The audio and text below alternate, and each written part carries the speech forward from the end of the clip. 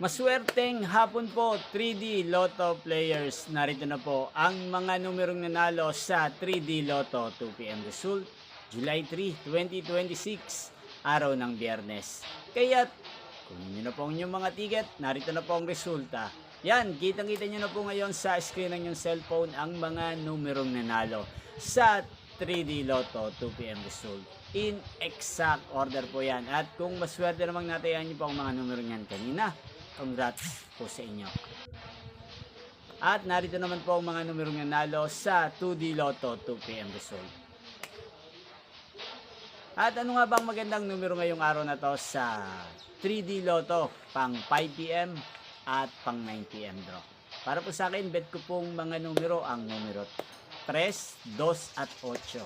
3 to 8. At ang pangalawang kombinasyon na bet ko sa 3D Lotto ang numero 5, 2 at 8. Sana ang mga yan ay manalo po sa 3D Lotto mamayang 5pm o kaya naman 9pm. Yan, inyo pong napanood ang resulta ng 3D Lotto sa channel na to, Roderick Hernandez TV.